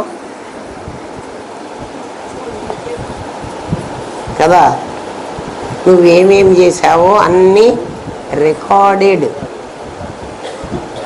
మీరు అన్ని అబద్ధాలు చెబుతున్నారండి, అదంతా ఏం రికార్డు కాలేదు. ఇప్పుడే మీకు రికార్డు చూపిస్తా. సీసీ కెమెరా ఓపెన్ చేసే శక్తి నాకుంది, మీకు కూడా ఉంది. ఎందుకంటే మీరు నేను ఒకటే కాబట్టి. ఒక్కసారి మీరు చిన్నప్పటి నుంచి చేసిన సంఘటనలు, చిన్నప్పుడు ఏదో జామ చెట్టన్నా ఎక్కి అక్కడ ఆ కొమ్మ నుంచి కింద పడి కాలో చెయ్యో విరగొట్టుకొని మీ అమ్మ జాతర 4 దెబ్బలు తిన్న రోజులన్నా కనీసం గుర్తులేవా? ఒక్కసారి ఆ సీన్ గుర్తు చేసుకోండి. ఇప్పుడు కనపడుతుందా లేదా? ఎక్కడుండి కనపడుతోంది? సీసీ కెమెరా మన లోపలే ఉందిరా. బ్లాక్ బాక్స్ ఎంట పెట్టుకునే పోతానురా మనం. బ్లాక్ బాక్స్ ప్రతి ఒక్కరి దగ్గర ఉంది కదా, లేదా? అది ఎవరున్నా ఇప్పుడు ఫోటో తీయాలంటే నిజం కాకపోతే ఫోటో ఎట్లా తీస్తారు? మార్ఫింగ్లు వేయలేదు ఇక్కడ, మార్ఫింగ్ వ్యవహారమే లేదు. అది మనం చేసే పని. ఎందుకంటే ప్రత్యక్ష ప్రమాణాలు ఉన్నాయి కదా మన దగ్గర. అబద్ధం అన్నీ ఇంద్రియాలు, వాటితో మనం ఏమన్నా మార్ఫింగ్లు చేయొచ్చు. కానీ మన లోపల ఉన్న సీసీ కెమెరా, ఎందుకంటే ఇంకోడెవడో లేడురా, నువ్వే అన్నీ చేసింది. నీ ఎక్స్పీరియన్సెసే కదా, నువ్వేం తప్పు చేసావో నీకే కనబడుతుంది. అయితే మరి ఆల్రెడీ చేసేసాం కదండి, ఇప్పుడు మమ్మల్ని తప్పించుకోమంటే ఎట్లా వీలవుతుంది అంటే, ఇప్పుడు తప్పించుకునే మార్గం కూడా చెబుతా కదా. ఎందుకంటే నీ తప్పుని నువ్వే చూసి, అరే ఇది నేను తప్పు చేశాను, ఆ ఫలానా పని కోసం నేను చేశాను, ఇది చెయ్యకుండా ఉండుంటే బాగుండేది, ఇప్పుడు నేను పరమాత్మని కదా, అప్పుడు జీవుణ్ణి కదా, జీవుడుగా ఉన్నప్పుడు నేను ఈ పొరపాట్లన్నీ చేసిన మాట వాస్తవమే అని నువ్వు గనక పశ్చాత్తాపడితే, అది కడువే పళ్ళు అంటాడు, అది చేదు కాయ లాంటిది.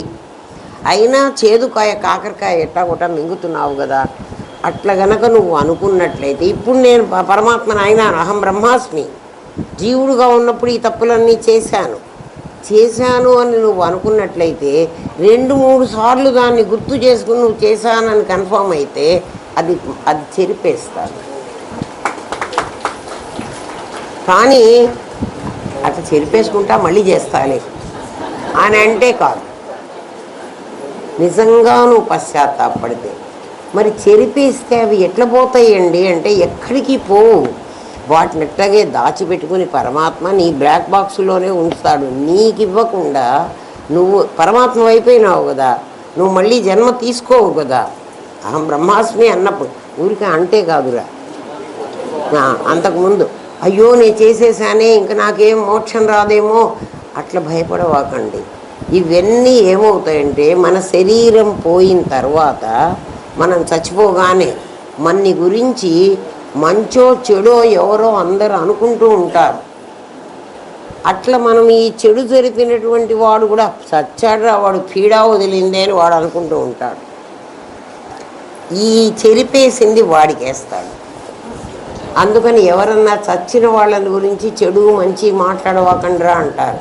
వాడు ఆత్మ తెలిసిందో వాడికి తెలియలేదో మనకు తెలియదు, కానీ బతికుండగా ఏమన్నా అనండి. కానీ అంత చెప్పకుండా మన పెద్దలు ఏమంటారంటే చచ్చిన తర్వాత శత్రుత్వం ఏముందిరా ఇంకా వాడిని వదిలేసేయంటారు. ఎందుకంటున్నారని అందుకే చచ్చిన వాడిని గురించి చెడు ఉంటే మాట్లాడుకోవాకండి, అవి మనకే వస్తాయి. చేతనైతే మంచి ఉంటే మాట్లాడుకోండి, లేకపోతే అసలు ఊరుకోండి. జనరల్గా ఎవరైనా చచ్చిపోగానే వాళ్ళ తాలూకు మనతో వాళ్ళకు ఉన్నటువంటి రిలేషన్షిప్ గుర్తుకొస్తుంది. అది మంచి అయితే మంచి, చెడైతే ప్రభుత్వం చేతిలో ఆ శిక్షకి పనిష్మెంట్ పరమాత్మ దగ్గర ఎక్కువ ఉండదు. వీడు ఆల్రెడీ అనుభవించి వచ్చాడు. ఇక్కడ తప్పించుకుని పోయిన వాడికి ఇంకా ఎక్కువ ఉంటుంది. వీడు తప్పు చేయటం ఒకటి, తప్పించుకోవడం ఒకటి, రెండు తప్పులు వస్తాయి. ఆలోచించుకోండి కదా. అవన్నీ మన బ్లాక్ బాక్స్లో చక్కగా ఫోటో తీసి దాచిపెట్టి పెట్టాడు. వాళ్ళను బెదిరించవచ్చు కదా. అది విను. ఆత్మ నశించదు కదా. నీవు విస్తరించి బయటకు వస్తే ప్రపంచమంతా నీ లోపలికి వస్తుంది. నీవు ఆధారం, అది ఆధేయం అవుతుంది. నేను విస్తరించి, నేను ఇప్పుడు చిన్న శరీరంలో ఇముడ్చుకుని ఉన్నా. నిజంగా ఈ శరీరంలో ఉన్న నేను కాదు. నేనెవరు అంటే ఈ శరీరం దాటి ఉన్నటువంటిది. కుండ పగలగొట్టేస్తే అంతటా నేనే ఉంటాను. కానీ ఇప్పుడు పగలగొట్టడానికి వీల్లేదు. ఎందుకని వీల్లేదు? నాకు ఇంకా ఎంతో టైం ఉంది. అందుకని వస్తు సిద్ధంగా నువ్వు దీన్ని పగలగొట్టలేవు, బుద్ధి సిద్ధంగా పగలగొట్టు. ఎట్లా పగలగొట్టమంటావంటే, నేను లోపల ఉన్నటువంటి వాడిని చిదాభాసుడు అంటున్నారు. నా అద్దం మీద పడ్డ బొమ్మ, ఆ అద్దం మీద పడ్డ బొమ్మ ఈ శరీరం బొమ్మ పడింది. ఇదే నేను అని అది అనిపిస్తోంది కాబట్టి దీన్ని నేను కూడా నేనంటున్నా. ఏం చూసి నేనంటున్నాను? నేనే అద్దం చూసుకుంటున్నాను రా. అద్దంలో ఏ బొమ్మ పడుతుంది? నా మొహమే కదా పడుతుంది కదా. దీన్ని నేను అంటున్నా కదా. దీన్ని నేను ఎందుకు నేను అంటున్నాను? నేను ఎట్లా ఉన్నానో అట్లా పడ్డాను. నా అద్దంలో కూడా నా బొమ్మ అట్లాగే పడింది. అదే కదా నేను అంటున్నాను. ఆ నేను కాదు అని కదా నువ్వు శృణోతి, వింటే నీకు అర్థమైంది. మరి ఏ నేను ఈ అద్దంలో చెప్పాను కదా, అక్కడి నుంచి సూర్యకాంతిని అద్దంలో పట్టి చీకటి గదిలోకి వేస్తే ఒక సూర్యబింబాన్ని కనిపిస్తుంది. ఆ బింబం దగ్గరికి వెళ్ళి చూస్తే నిజంగా సూర్యుడు కనపడతాడు. ఇప్పుడు నీ బింబం దగ్గరికి వెళ్ళి చూస్తే నీకు నిజంగా పరమాత్మ తెలుస్తాడు. అప్పుడు నువ్వు ఎక్కడుంటావు? ఈ శరీరంలో ఉండవు. ఈ శరీరం చీకటి గది అయిపోతుంది. ఆ గదిలో నుంచి నువ్వు బయటకు వస్తావు. బయటకు వచ్చినప్పుడు అదెంత వ్యాపించినా అది నీ వ్యాపకం. ఈ శరీరం ఉండగానే ఆ పని చెయ్యాలి. పోయిన తర్వాత చేస్తానంటే లాభం లేదు. అప్పుడు ఏమవుతావంటే నువ్వు ఆధారం అవుతావు. ఈ ప్రపంచమంతా నీ మీద ఆధేయం అవుతుంది. ఆధార ఆధేయాలు నీ విస్తరణ, నీ నీడ, నీ ఆభాసాన్ని తెలిస్తే అది పోతుంది. అప్పుడు నువ్వేమనుకోవాలంటే ఈ ప్రపంచమంతా నా నీడ, నేను పరమాత్మని, నేను ఆధారంగానే ఈ ఆధేయాలు వచ్చాయి. బబుల్ ర్యాప్ ఎట్లా వచ్చింది? ఆ పేపర్ ఆధారం, బేస్ అదే, పైది కూడా అదే. సత్తు చిత్తు అనే రెండు పదార్థాలు కలిసి ఉంటాయి. మీకు చూపించామన్న రూపాయి కాయిన్ చూపించి, అది ఒకసారి పాప్ అయినప్పుడు, పాప్ ఎందుకు అవుతుందంటే దానిలో అవ్యక్తమైన ఒక శక్తి ఉంది, అది వ్యక్తం అవుతుంది. అది వ్యక్తమై మీకు అర్థం అవ్వడం కోసం చిన్న చిన్న ఎగ్జాంపుల్స్ చెప్తాం కానీ నిజంగా అవి కాదమ్మా, పరమాత్మలోంచి అట్లా రావు. ఆయన్ని ఇంకో ఉపమానంతో చెప్పడానికి వీలైతే ఆయన మనకు దొరికేవాడు. ఉపమానాలు లేవు, కొంతవరకే దాన్ని తీసుకోవాలి. సముద్ర జలంలో నుంచి ఒక ప్రెషర్ బయలుదేరింది. సముద్రంలో నుంచే ఎవడు ప్రెషర్ పెట్టలే. మన తాడుకైతే మెలికి పెడితే తిప్పే కొద్దీ ప్రెషర్ వస్తుంది, అది కాదు. సముద్రంలో ఎవడు తిప్పలే. సముద్రంలోనే అవ్యక్తంగా ఒక శక్తి ఉండి అదే వ్యక్తం అవుతోంది. అది వ్యక్తమైనప్పుడు సముద్ర జలం ఇక్కడ మామూలుగా ఇట్లా ఉంటాయి, అవి చాలా ఎత్తుకొచ్చినాయి. జలానికి లక్షణం ఏమిటంటే పైనుంచి కిందికి రావాలి. ఇప్పుడు కింది నుంచి పైకి వచ్చినాయి, అందుకు పాప్ అయిందని చెబుతున్నాం. అర్థమైంది? సముద్ర జలం అలా అయినప్పుడు ఏమైంది? నీళ్ళ లక్షణం ఏమిటి? పైనుంచి కిందికి పడాలి. జలపాతాలు ఎట్లా పడతాయి? పైనుంచి కిందికి పడతాయి, కానీ కింది నుంచి పైకి లేస్తోంది. అది ప్రెషర్ వల్ల లేచింది. ఆ లేచినటువంటిది సత్వ, రజస్, తమస్ అనేటువంటి 3 గుణ. సముద్ర పాలైతే ఒకటే లేస్తుంది, పరమాత్మలో నుంచి లేచింది 3గా లేచింది కదా. ఆ లేచిన వాళ్ళనే బ్రహ్మ, విష్ణు, మహేశ్వరుడు అన్నారు. అర్థమవుతుందా? ఆ లేచిన తర్వాత దాన్ని తరంగం సముద్రం కంటే భిన్నం కాదు. అట్లాగే బ్రహ్మగారు కానీ, విష్ణుగారు కానీ, శివయ్య కానీ పరమాత్మ కంటే భిన్నం కాదు. కానీ పరమాత్మలో 1/3 వీళ్ళు. ఈ ముగ్గురు కలిస్తే ఒక పరమాత్మ. సముద్రంలో అట్లా కాదు, ఒక్కొక్క అల. మీకు ఉదాహరణ ఎంత కావాలో అంతే తీసుకోండి. అంతా తీసుకుని అమ్మ మరి ముగ్గురు రావాలి కదా, 3 అలలు ఒకసారి లేవాలి. మీకు అర్థం అవ్వడం కోసం ఉపమానాలు చెప్తాం, కానీ నిజంగా ఇదే పట్టుకుని మీరు అట్లా చెప్పడానికి వీలు లేదు. ఒక అల లేచిన తరువాత ఆ అలలో నుంచి బుడగలు, నురుగులు వస్తున్నాయి. అది మనమందరం. జరాయుజ స్వేదజ అండజం. ఒక బ్రహ్మగారు వీటిని సృష్టించారు అంటే ఇప్పుడు అల తప్ప ఇంకోటి ఇవి తయారవడానికి కాలేదు. సముద్రపు అలలో నుంచే నురుగు, బుడగ, అదే బుడగ కానీ నురుగు కానీ వస్తుంది. బుడగ వస్తుంది, బుడగ టప్పన పగిలిపోతుంది, నురుగు ఇంకా చిన్న చిన్నగా వచ్చేస్తుంది. అట్లా జీవరాశులన్నీ వచ్చినాయి, ఒక బ్రహ్మలో నుంచి వచ్చినాయి. ఒక అల ఒక ప్రపంచం అయితే అల మళ్ళీ సముద్రంలోకి వెళ్ళిపోతుంది, మళ్ళీ ఇంకొక అల వస్తుంది, మళ్ళీ సముద్రంలోకి వెళ్ళిపోతుంది. ఆ అలతో పాటు దాని నురుగు, దాని ఫేనము అన్నీ వెళ్ళిపోతున్నాయి. పరమాత్మలో నుంచి మనం అట్లా వచ్చాం. ఒక అల వచ్చింది, ఆ అలే శ్వేతవరాహ కల్పే వైవస్వత మన్వంతరే ఏందో చెప్పుకుంటున్నాం కదా. అలకు కూడా పేరు పెట్టారు. దానికి మనకు కూడా సునామీకి, భూకంపానికి ఏవో పేర్లు పెడుతుంటారు కదా. ఇప్పుడు కూడా ఏమిటో పేరు పెట్టారు. పసిఫిక్ మహాసముద్రంలో ఏదో వచ్చింది, దాని పేరు ఏం పెట్టారా, ఏమిటో ఎలీనో ఏదో ఇంగ్లీష్ పేర్లు ఏవో పెట్టుకుంటారు. వాటికి ఏమన్నా ఆ లిటరేచర్ చదివిన వాడికి వాటికి అర్థాలు తెలుస్తాయేమో, నాకైతే తెలియదు. వాళ్ళు పెట్టారు కాబట్టి మనం వింటూ ఉందాం. ఏమ్మా, అది నీ నీడ. దాన్ని ఎప్పుడైతే ఆభాస చేశావో ఈ ప్రపంచాన్ని నేను ఆభాస ఎందుకు చెయ్యాలి అని అడిగితే నీకు ఈ ప్రపంచం ఇలాగే కనిపిస్తుంది.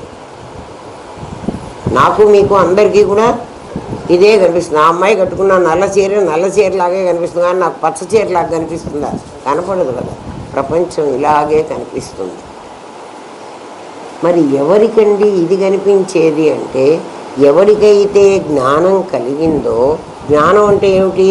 లోపల ఉన్న నేను ఆభాస, నిజమైన నేను అంతా వ్యాపించి ఉన్నాను అని ఎప్పుడైతే కలిగిందో, ఆ జ్ఞానం పేరున తద్భాసయతే సూర్యో న శశాంకో న పావకః యద్గత్వా, దేంట్లోకైతే నువ్వు వెళతావో నా నివర్తంతే, మళ్ళీ జన్మకి రావు. ఇప్పుడు ఆల్రెడీ వచ్చేసాం. ఇప్పుడు చవకుండా మన ఎవడు ఆపలేడు. ఖచ్చితంగా ప్రతివాడు జీవన్ముక్తుడు కూడా చస్తాడు. అంటే శరీరం చస్తుంది, వాడు చావడు. ఏమ్మా, తద్ధామ పరమం మమ, నా నా నా ప్లేస్ అది అని చెప్పాడు పరమాత్మ. నువ్వు అందులోకి వెళితే అప్పుడు నువ్వేమవుతావంటే ఆ ప్రకాశం అవుతావు. ప్రకాశమైన తర్వాత నువ్వు ఈ ప్రపంచాన్ని ఇంకానే బతుకుండాలి కదా. నాకు ప్రకాశం అవంగానే చచ్చిపోయేటట్లయితే ఏం బాధ లేదు, కానీ నా దేహం ఇంకా ఎన్నాళ్ళు ఉండాలో నాకు తెలియదు. అప్పుడు నేను ప్రకాశం అయిన తర్వాత ఆ ప్రకాశాన్ని నేను అనుకుని ఈ ప్రపంచాన్నే చూస్తే, ఆ ప్రకాశాన్ని నేను అనుకుని ఈ ప్రపంచాన్ని చూస్తే, ఇప్పుడు ఆ ప్రకాశం ఆ బల్బ్ అయితే దాని కాంతి పడగానే కాంతి అంతా మన మీద పడి కదా, కాంతి మన రూపాన్ని పొందితే మన నామరూప క్రియలు కిందికి వెళ్ళి నీడలాగా ఉన్నాయి. అప్పుడు ఇవన్నీ నీడవుతాయి. అర్థమైందా? ఎప్పుడు నీడవుతాయిరా? ఊరికే మనం చెప్పుకోవడానికి ఇవి నీడ, ఇది ఆభాస అంటే కావు. నువ్వు ఆ కాంతి అయిపోతే, నీ మీదంతా కాంతి ప్రసరిస్తే, నీ మీద అంటే నువ్వు చూడబడే వాటి మీదంతా ఆ కాంతి ప్రసరిస్తే, దాని తాలూకు నీడ కిందికి పోతే కదా, అప్పుడు అది ఏమవుతుంది చూడండి. మీరు ఏదైనా పెట్టి చూసుకోండి. ఇక్కడ ఇన్ని లైట్లు ఉంటే మీకు తెలియదు, ఒక్క లైట్ ఉంటే తెలుస్తుంది. పరమాత్మ ఒక్క లైటు, చాలా లైట్లు కాదు. ఆ కాంతి ఎటువంటిది అంటే సూర్యకాంతి కంటే, అగ్నికాంతి కంటే, చంద్రకాంతి కంటే నా తత్ర సూర్యోభాతి. అక్కడ సూర్యప్రకాశం నీకు ప్రకాశంగా ఉండదు, అది నీ ప్రకాశం. ఆ ప్రకాశంతో ఈ భూమి మీదంతా నువ్వు పరిస్తే అది ప్రజ్ఞానం. బ్రహ్మ జ్ఞానం కాదు, జ్ఞానం నీ దగ్గర ఉండేది, ప్రజ్ఞ పరమాత్మలో ఉండేది. నువ్వు ఆ ప్రజ్ఞ అయిపోతే, నేను అయిపోతే ఇట్లాగే ఉంటాను, ఇట్లాగే ఉంటావు, ఏం భయం లేదు. ఇట్లాగే ఉంటే ఇది నీకు ఎలా కనిపిస్తుంది అంటే, నీ దగ్గర ఏ వస్తువు ఉంటే మనం దీపం వెలిగించండారా ఇంట్లో, ఆ దీపం కింద ఏముంటుంది, ఆ దీపపు సెమ్మె ఎట్లా ఉంటుందో అట్లాంటి నీడ ఉంటుంది. నువ్వు ఒక మనిషివి కూర్చోరా, కాంతి నీ మీద పడుతుంది, అంతా కాంతి అయిపోయినావు, నీ తాలూకు నామరూప క్రియలు కింద దాక్కుంటున్నాయి. అది నీకు అర్థమైతే వీళ్ళందరూ నీకు ఆభాసలుగా కనబడతారు. వాళ్ళందరేనా నీ శరీరం కూడా ఆభాసలు. అర్థమైందా? ఏమ్మా, నీ నీడ నీ ఆభాసాన్ని తెలిస్తే అది పోతుంది. నువ్వు విస్తరించాలి. నువ్వు అహం బ్రహ్మాస్మి అని ఇందులోనే ఉంటే కదా, అందుకే సప్త జ్ఞాన భూమికలు దాటమన్నారు. ఆత్మ ఒక్కటి తెలుసుకుంటే చాలదు. ఒకసారి సమాధి వస్తేనే మాకంతా వచ్చిందని మీరు అనుకుంటుంటే మరి మమ్మల్ని ఏం చేయమంటారా? నాకంతా తెలిసిపోయిందని మీరు అనుకుంటున్నారు, తెలుసుకోండిరా నాయన అంటే అట్లాంటి పనులు.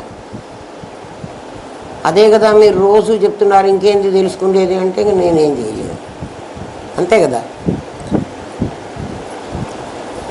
నీవు నీవే, అప్పుడు నీవే ఏకాత్మ, అఖండాత్మ, సర్వాత్మ అయిపోతావు.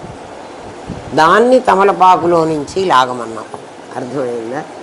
ఏం లాగాలి చెప్పండి. ఇప్పుడు మీలో ఉన్న ఆ చిదాభాసుని లాగండి. లాగితే వాడు ఏమైపోతాడు? అఖండమైన పరమాత్మ అవుతాడు. మరి అఖండ మండలాకారం అని అడుగుతున్నావు నువ్వు. వ్యాప్తం ఏన చర అచరం. చూడు, చరంలో అచరంలో కూడా వాడే ఉన్నాడు. కదిలే వాటిల్లో, కదలని వాటిల్లో. అంటే కదిలేవి కదలనివి ఏమవుతాయి పరమాత్మలో? అద్దంలో బొమ్మల్లాగా అవుతాయి. అద్దంలో బొమ్మల్లాగా అద్దమే అలా కనపడుతోందా? అది మర్చిపోలేను. కానీ నేను గుర్తు చేస్తే మళ్ళీ అంటున్నాను, అద్దంలో బొమ్మల్లాగానే అన్నప్పుడు మీరు వెంటనే కాదు అని అంటారేమో అని అనుకున్నా. మళ్ళీ ఇది నేనే గుర్తు చేయాల్సి వస్తుంది. అరే అట్లా మర్చిపోవాకండి రా, నేను చాలా కష్టపడి సంపాదించుకున్నది మీ ముందు పెడుతున్నాను రా. మీరు పురాణం కథలాగా వింటే నాకు బాధరా. నేను చెప్పిన ప్రతి స్టేట్మెంటు నిజం రా, గుర్తుపెట్టుకోండి రా. 1-2 సార్లు పదే పదే అదే చెప్తున్నా కదా. ప్రారంధం వాడు ఆత్మ తెలుసుకున్న తర్వాత వాడు ఇట్లా అవుతాడు, అఖండాత్మ ఏకాత్మ అని చెప్పాం కదా. అట్లా అయినప్పుడు వాడికి ప్రారంధం ఉండదా అండి? వాడికి రోగం రాదా? ప్రారంధం జీవన్ముక్తుని కూడా వదలదు. సన్యసించిన ఆకలి ఉంది కాబట్టి కర్మ తప్పదు. శంకర భగవత్పాదులు కూడా భిక్షాటన చేశాడు. ఎందుకు చేశాడు అయ్యా అంటే కర్మ ఉండి కాదు, దేహం ఉంది. ఎప్పటి వరకు దేహం ఉందో అప్పటి వరకు దానికి కావలసినటువంటి పెట్టాలి ఏమ్మా. అయితే అంతకుముందు నీవు నాది, అందువలన నీ నాది తానే నేను అని కర్తృత్వం వహిస్తోంది. అంతకుముందు నీకు నీవు నాది అని 2 ఉన్నారు కదా, పరిమితం అయిపోయినావు కదా. అందువల్ల నీ నాది తానే నేను అంటోంది. నేను అన్నం తిన్నాను, నేను అన్నం తిన్నాను అన్న వాక్యంలో నేను ఎవరు? అహం బ్రహ్మాస్మినా? కాదు. ఏ నేను? నకిలీ నేను. నాదిని నేనంటున్న ఆ నేనే అన్నం తింటుంది కానీ నిజమైన నేను అన్నం తినదు. నేను అన్నం తిన్నాను అన్న వాక్యంలో ఎప్పుడు నువ్వు కర్తవు అవుతావో ఏమ్మా, భోక్తవు నీవే కావలసి వస్తుంది. నేను విషం తిన్నాను అన్నాను అనుకో, ఆ విషం నా శరీరం మీద పనిచేస్తుందా చేయదా? కాదు. నేను ఆత్మని విషం తిన్నాను అని అంటే ఆత్మని విషం చంపదు కదా. ఎందుకంటే శంకర భగవత్పాదులు కాదు, శివుడికి పాములు అంతంత పాముల్ని కంట్లో అంతంత పాముల్ని మెళ్ళో వేసుకుంటే ఆ పాము ఆయన్ని కరవకుండా ఎట్లుంది? పాముకి విషం లేదా? లేక విషం ఒకటి గరళం పిండేశాడా? పాముల వాళ్ళు ఉంటారే, పాముని మెళ్ళో వేసుకుని వస్తారు భిక్షానికి. ఆ పాము కూడా విషపామే. వాడు ఏం చేస్తాడంటే ఆ పాము కూరలు ఇంత చిన్నగా ఉంటాయి, వాటిల్లో ఇట్లా మనం ఇన్హేల్ చేసుకుంటాం చూడు, వేడి నీళ్ళల్లో వేసుకుని ఒక క్యాప్సిల్స్, దాన్ని ఎలా పిండుతారో ఇలా పిండుతాడు. మన ఏదైతే పిండి చూపిస్తాడు కావాలంటే. అది పిండినప్పుడు 2 చుక్కలు గరళం తేనెలాగా ఉంటుంది. చూడటానికి తేనె, కలర్ కూడా తేనెలాగే ఉంటుంది. ఆ విషయాన్ని ఇట్లా పిండుతాడు. ఈ 2 కూరల్లో నుంచి పిండేస్తాడు. పిండిన తర్వాత అమ్మ మీ చేతి మీద పెట్టుకోండి, ఈ పాము ఏం చేయదంటాడు. మనకు భయం, నిజంగా ఏం చెయ్యలేదు వాడు, అందుకే దాన్ని మెళ్ళో వేసుకుంటాడు. అర్థమైందా? మరి శివుడు ఆ పాముని మెళ్ళో అట్లా పిండలేదు కదా, శివుడు మెళ్ళో వేసుకుని మనకు చూపిస్తున్నాడు కదా. మరి ఆయన్ని కాటువేయదా అంటే ఆత్మ తెలిసిన వాడికి ఆత్మకి విషం లేదు, దేహానికి విషం ఉంది. నువ్వెప్పుడు కర్తవు అవుతున్నావో అప్పుడు భోక్తవి కూడా నువ్వే కావాలి. నీకు కాలదా? ఒకళ్ళు ఎవరో ఎప్పుడో నన్ను అడిగారు, నాకు అప్పుడు చాలా సివియర్ హెడేక్ వచ్చేది, మెడ అసలు నిలబడేది కాదు, అట్లా పడుకోబెట్టాల్సి వచ్చేది. సర్వికల్ స్పాండిలైటిస్ వచ్చి ఒక పీరియడ్లో గురువుగారి దగ్గరికి వెళ్ళిన తర్వాత పాఠం చెప్పే రోజుల్లోనే ఆమె ఆత్మ తెలుస్తుంది, ఆత్మ తెలిస్తే ఆమెకు ఎందుకు జ్వరం వచ్చింది, ఆమెకు ఎందుకు తలనొప్పి వచ్చింది, నేను సూది గుచ్చుతా ఆమెకు నొప్పి పుట్టదా అని అడిగాడు ఒకడు. సూది గుచ్చితే దేహానికి నొప్పి ఎందుకు పుట్టదు కదా అడిగాడు. వెంకటేశ్వర వాళ్ళ నాన్నే. ఆయన ఏదో మరి ఆయన ఏం తెలుసుకుంటున్నాడో ఏమో నాకు తెలియదు. లోకం అలాంటిది అంటుంది. ఎప్పుడు నువ్వు నేను అన్నం తిన్నాను అని మాట్లాడావో నీ శరీరం ఈ నాదిని నేను అనుకునే మాట్లాడుతున్నావు. నువ్వు జీవన్ముక్తుడివే అయి ఉండొచ్చు కదా. నీవు జీవన్ముక్తుడివి అని తెలిస్తే నీవు అన్నం తిన్నాను అని అనక్కర్లేదు. ఎవడు అన్నం తింటున్నాడురా?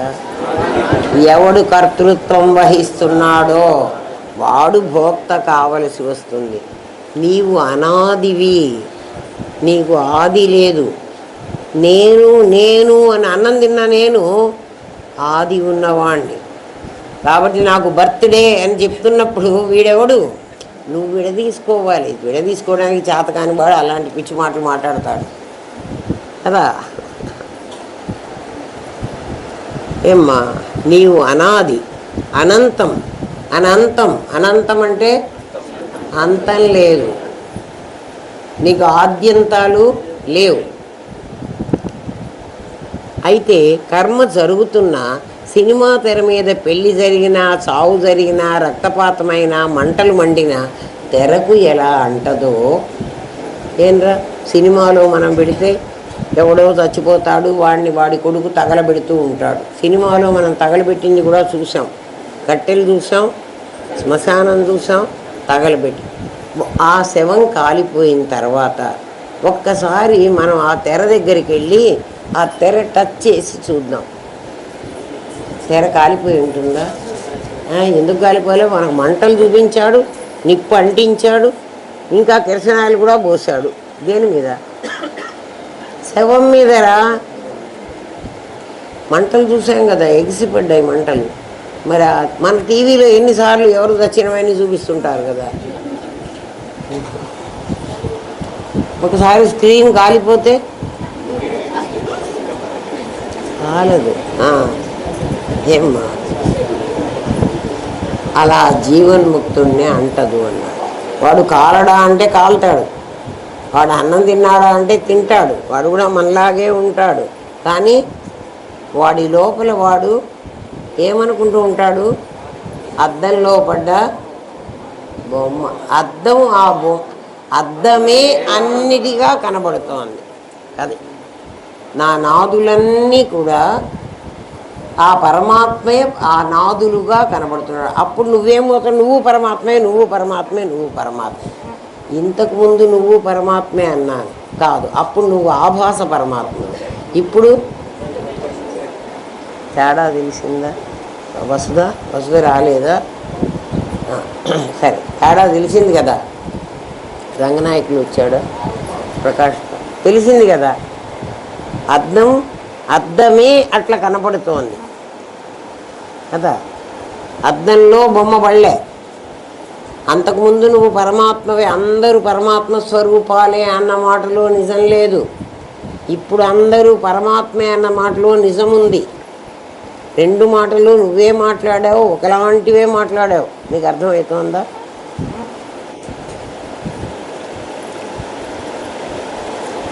అప్పుడు ఇక్కడ జరిగేవన్నీ నువ్వు అదే కనబడుతున్నప్పటికీ చావు అబద్ధం.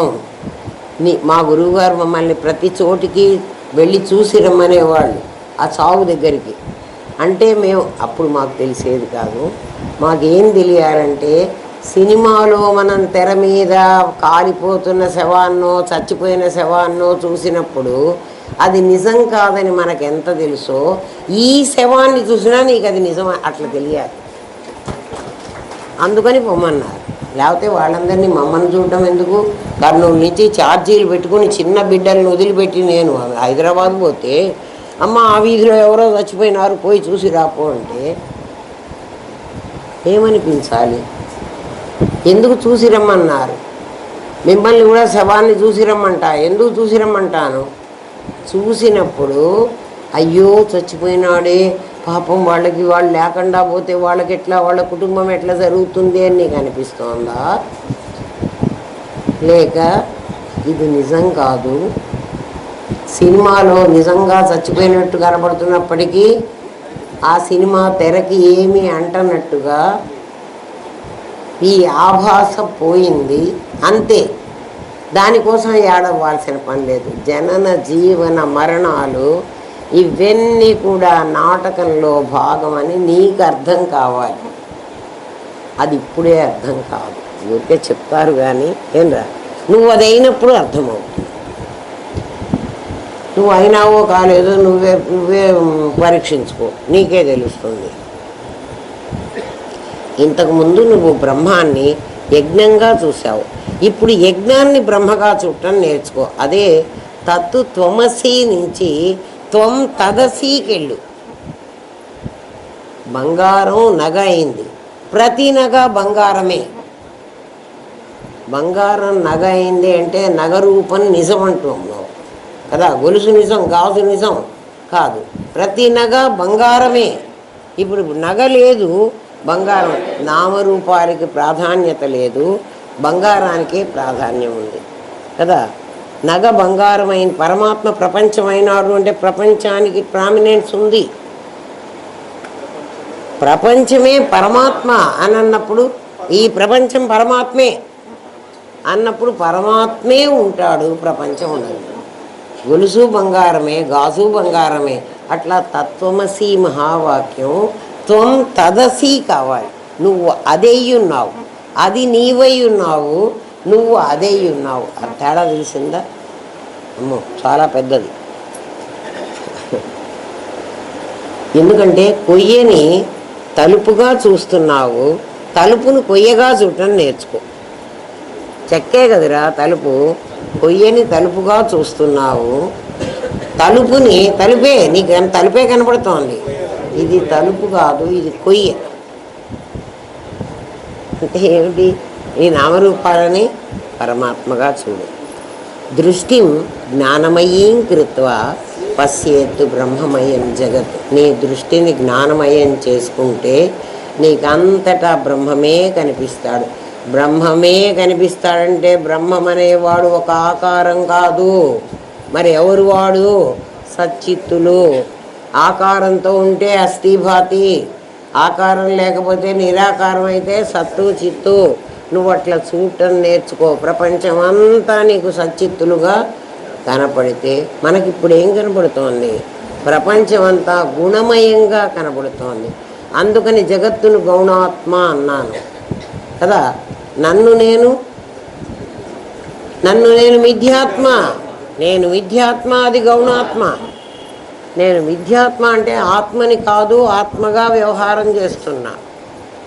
మిథ్య అంటే ఏమిటి? కనపడుతుంది కానీ నిజం కాదు. అందుకని నేను మిథ్యాత్మని. ఎందుకని మిథ్యాత్మని? నాలో ఉన్నవాడు చిదాభాసుడు, వాడికి వ్యవహారం ఉంది. ఆభాస జ్ఞానమే నా దగ్గర ఉన్నది. నీకు బుద్ధి లేదా, జ్ఞానం లేదా అంటే బుద్ధిలో ఉన్న జ్ఞానం ఆభాస జ్ఞానం. యథార్థ జ్ఞానం ప్రజ్ఞ. ప్రజ్ఞ అంటే మళ్ళీ స్కిల్ అనుకుంటారేమో, కాదు.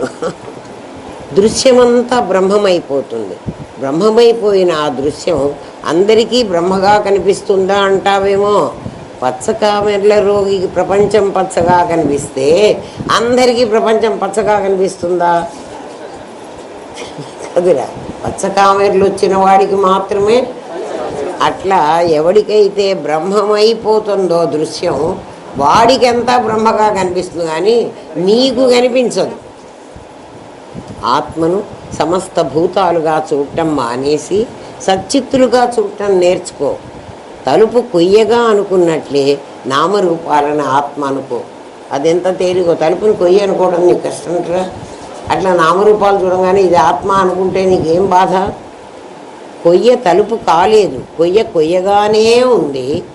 ఆత్మ నామరూపాలు కాలేదు, అయినట్టు కనిపిస్తుంది. మధ్యలో వచ్చేది అనిత్యం, మొదట ఉన్నది నిత్యం కదా. అవ్యక్తాదీని వ్యక్త మధ్యాని అవ్యక్త నిధనాన్యవ తస్యగా పరిదేవన కస్యత తస్యకాన కస్య. ఎందుకు ఏడుస్తున్నావు అర్జున అంటాడు. కస్యకా పరిదేవన. అవ్యక్త ఆదిని, ఇది ముందు వ్యక్తం కాలేదు, ఇదంతా పరమాత్మగా ఉంది. వ్యక్త మధ్యాని, ఇది మధ్యలో వ్యక్తమైంది.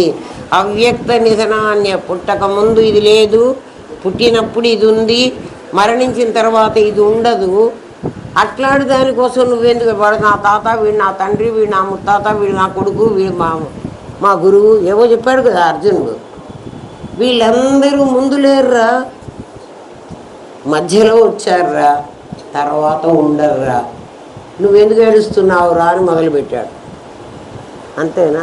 భగవద్గీత అర్థమైందా? ఊరికే చదువుకోవడానికి అర్థమవుతుంది. అసలు చదువుకోవడం కూడా కాదురా, భగవద్గీత ఇంట్లో పెట్టి రోజు పూజ చేస్తారు.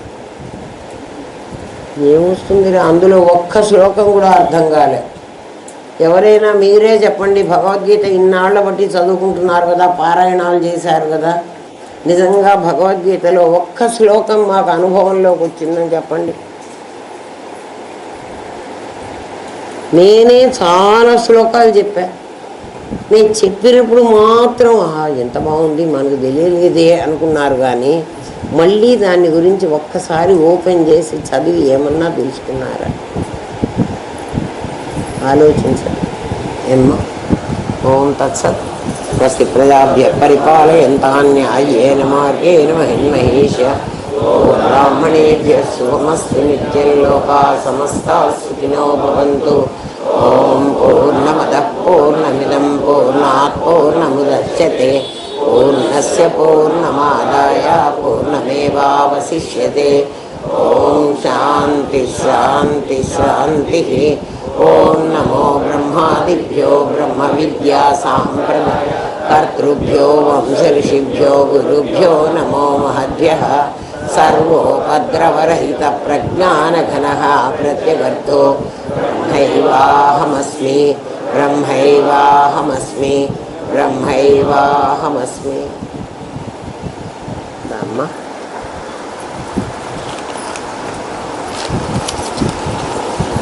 భగవద్గీతలో ఇప్పుడు చెప్పిందే మొట్టమొదట్లోనే ఉంటుంది.